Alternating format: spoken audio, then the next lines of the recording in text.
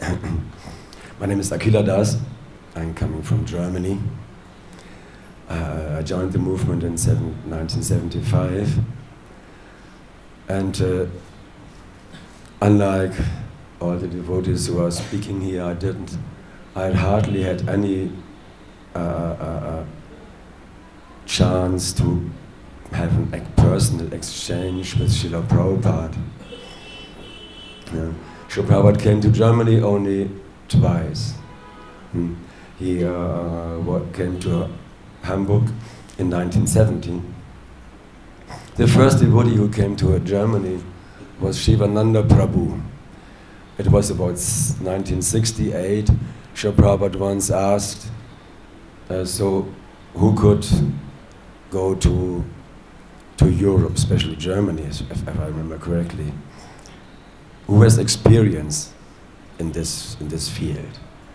And Shivananda, he was very young, inexperienced, just newly joined, but he was very excited for some adventure. So he raised his hand. I was traveling in Germany. I was traveling in Europe. And she thought, okay, so you go. So he had been to Europe with his parents 1 or 2 times, visiting, looking at the Eiffel Tower and something, Big Ben in London, going back. So he traveled alone to Germany. He stayed in Berlin and in some run-down house. He lived in a room that only had 3 walls that was open. And he wrote to Srila Prabhupada, and Prabhupada sent some other devotees. And they started a center in Hamburg, in the famous or ill-famous quarter of Hamburg, St. Pauli, the red light district, or like Bhakti Bhushan Swami said, the green light district. And a small place. And friends of mine, they took me there once. We went also to this area to buy something to destroy our consciousness. And should we also go visit the Hare Krishna people? Oh yes, okay. So we went there, and finally we found it. It was somewhere in the backyard, and then you had to climb up some stairs. And then the first devotee that I met was Smita Krishna Swami. He was also a newly joined brahmachari. And when I was there in the temple, oh, thank you very much.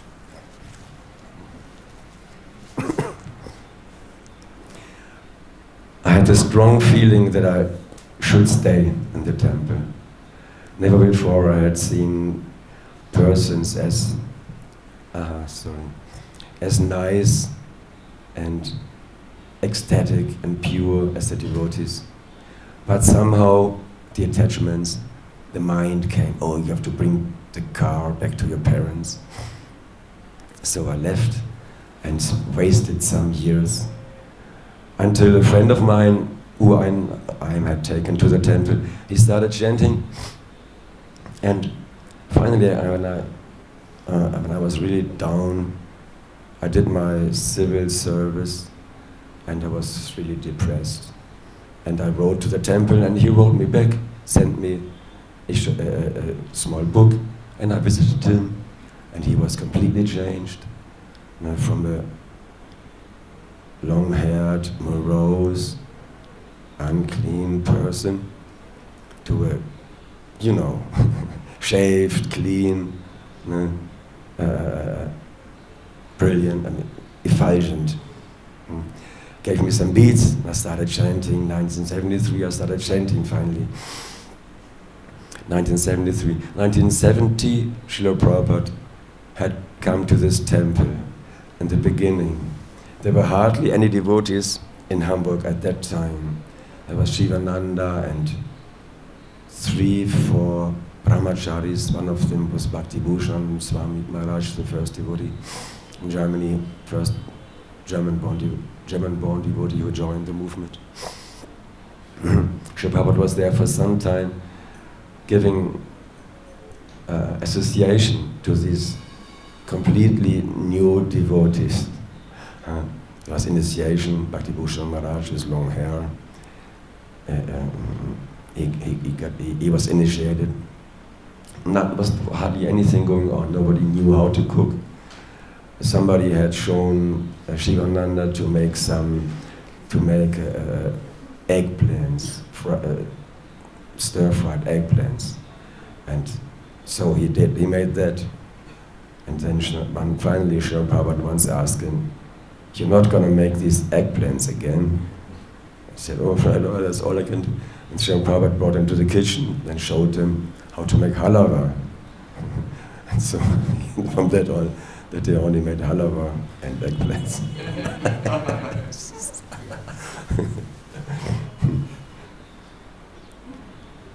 And Srila Prabhupada came another time to Germany in 1974.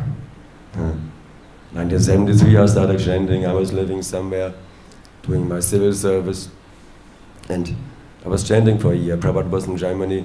They had a devotee had a castle by then. Hansadutta, he was the GBC, and somehow in these pioneer days they were very enthusiastic and distributed a lot of books. Srila Prabhupada came there, and nobody told me, unfortunately, that Prabhupada was there. Obviously, I was not mature enough to appreciate the presence of Srila Prabhupada. The first real impact that Srila Prabhupada personally, so to say, had in my life, I read in the Bhagavad Gita, in the introduction, without Krishna consciousness, the life is spoiled. Something, you know? When I read this, wow, yes, that really convinced me. I have to practice Krishna consciousness. There's no other way. In '75, finally, I had some other plans. I thought I would join a group of people, so-called alternative people. Unfortunate, run down, you know, young people looking for a different way of life, alternative way of life, but also going in the wrong direction, destroying themselves. I wanted to do something with them, but I was chanting, and one day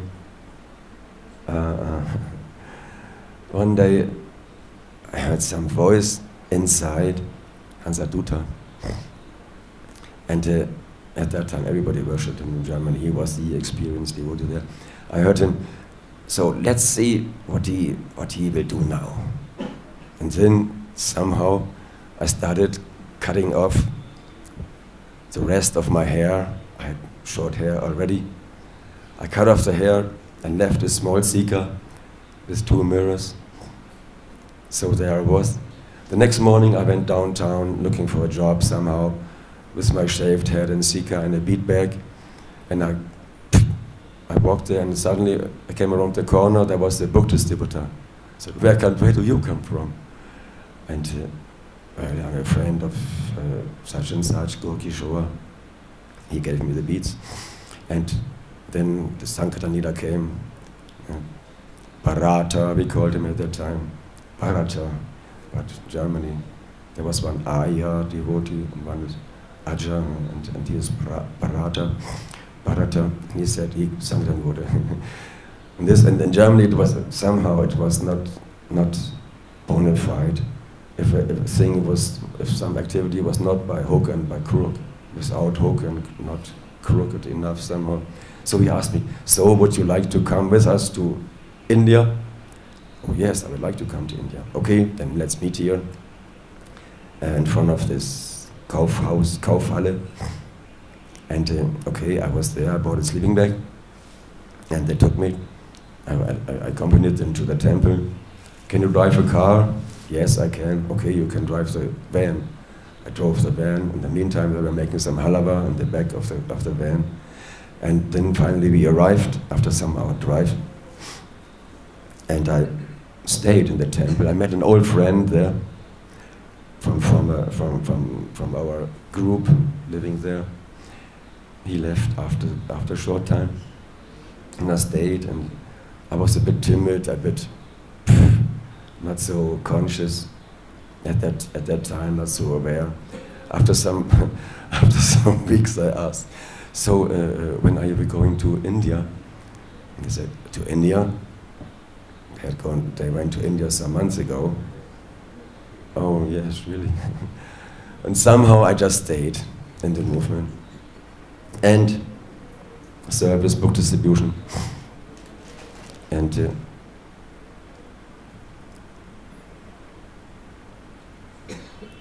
until finally, yes, 1977.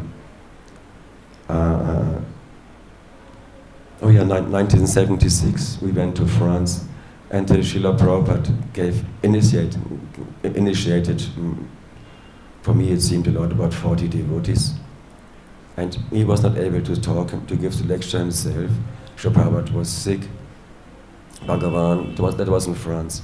Bhagavan gave the class, and Prabhupada just handed out the beads. And I was so excited, I forgot. No gambling. The first time I recited this in English. And somehow I got the beads. Next day, Srila Prabhupada went to Paris. The next day, on the farm, in the castle in France, Srila Prabhupada installed Krishna Balaram. They're looking just like Krishna Balaram here in Vrindavan, a duplicate. And then after that, Srila Prabhupada went to Paris. In the morning, I was sitting in that kind of small temple room and chanting in front of the deities. And suddenly, I realized somebody was behind me, and Srila Prabhupada was standing there, and he could not really pass, and with his stick, he made a movement, and I moved to the side, and that's the only time, it's kind of my only personal exchange with Srila Prabhupada. I'm sitting in his way. Next day, we went to the airport. I was allowed to carry one suitcase. No. And back we went, going on with our service. Shuddha Kirti Babu once said, it's not that Srila Prabhupada has only one personal servant. No, he said, all the devotees are Srila Prabhupada's personal servants. And I know that many of us, many God brothers, have never met Srila Prabhupada. They were initiated by letter. In South America, Srila Prabhupada did not go there. I don't remember, Mexico or somewhere. This famous episode, Srinanda Maharaj's zone in one of the temples. Srila Prabhupada, he asked, Prabhupada was staying there in the temple, and he was,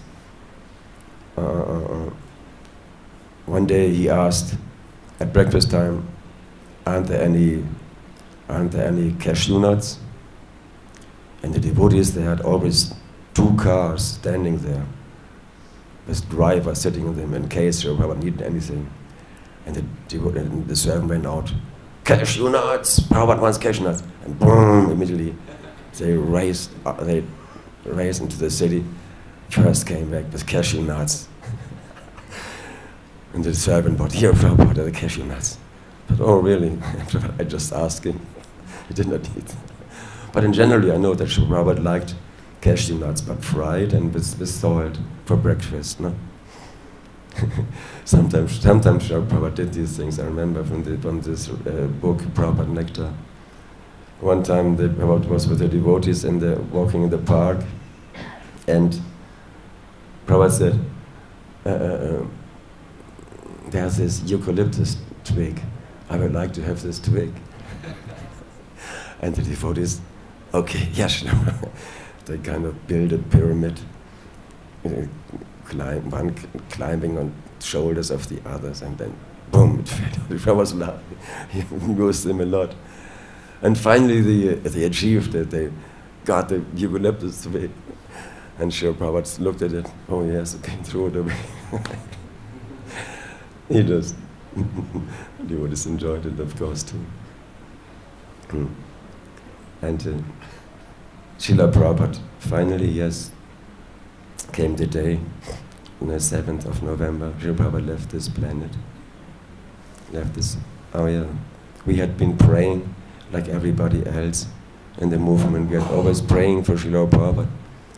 My dear Lord Krishna, if you so desire, please say, let our spiritual master finish his mission, if I remember correctly. So we were praying, but then Prabhupada left the body, and well, we just went on with our service, distributing books. And 1978 in Switzerland, there was a small farm, and there the first Srila Prabhupada Murti was installed. The GBC at that time, Harikesh Swami at that time, he gave the class, and Prabhupada Prabhupada's Murti was there on the Vyasasthana, and nobody was doing anything, so I took the chance and climbed onto the stage and took the chamara and started fanning Srila Prabhupada. And nobody else, at the end somebody else came and, okay, I handed the chamara over to him. And then, after this festival, the first Rath Yatra also in Switzerland, after this festival, sleeping in a van, I had a dream of Srila Prabhupada. In the morning we were chanting in front, outside the van.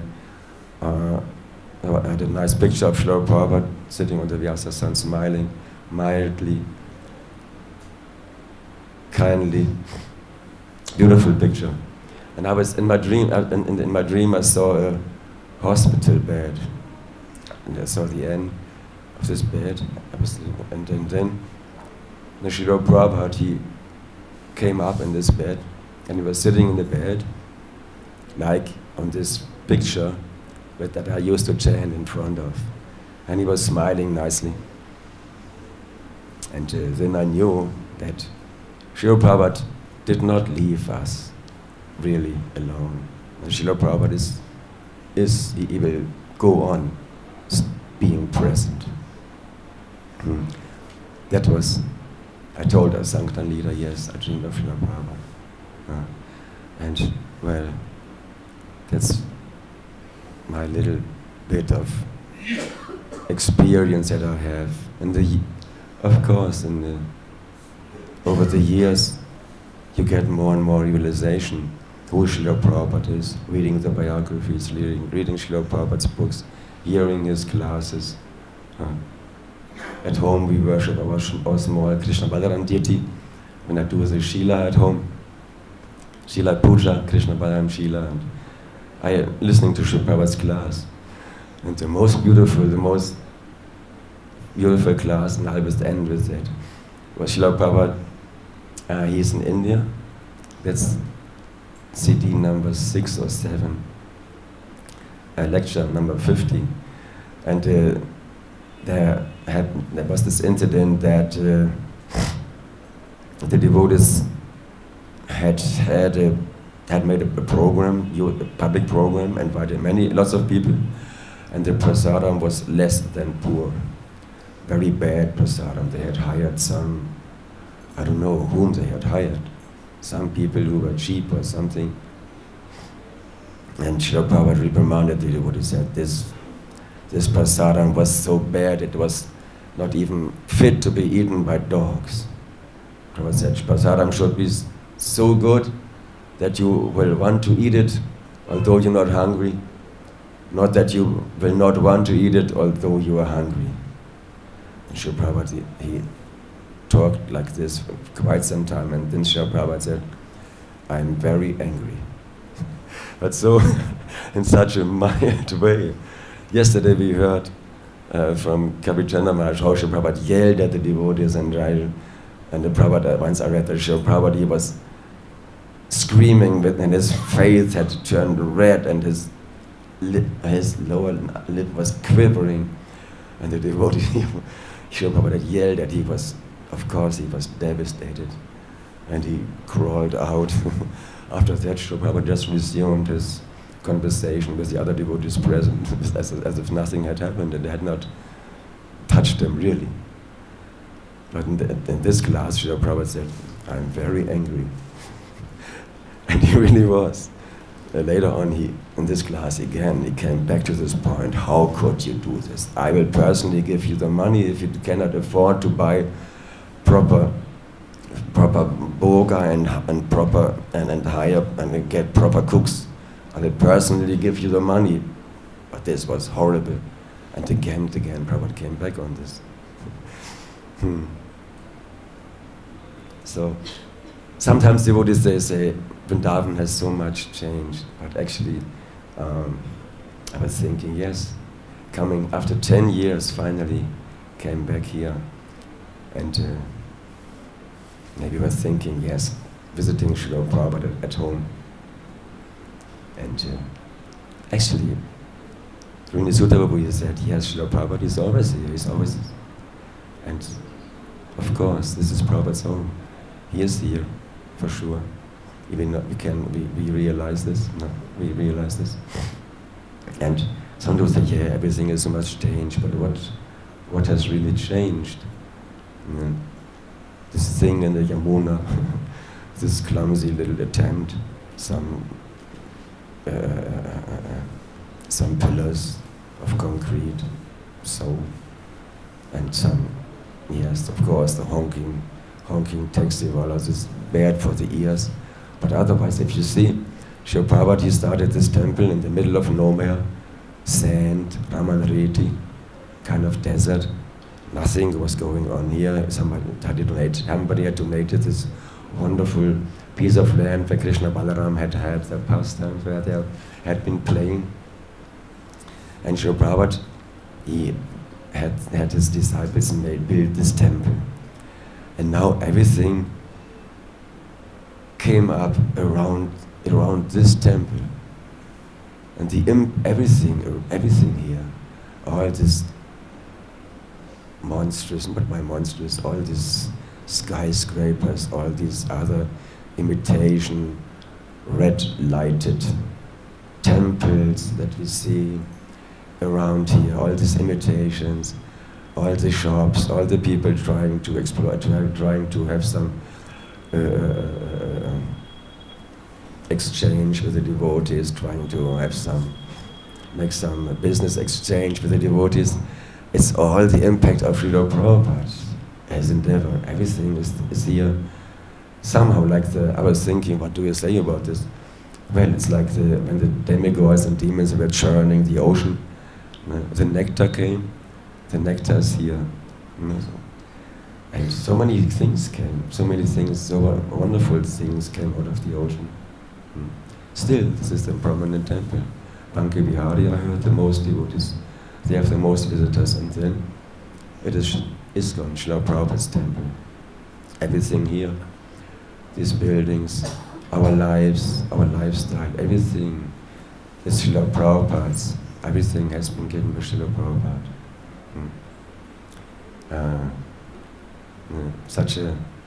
So much nectar which we don't really deserve, just by the mercy of Srila Prabhupada, everything is taking place.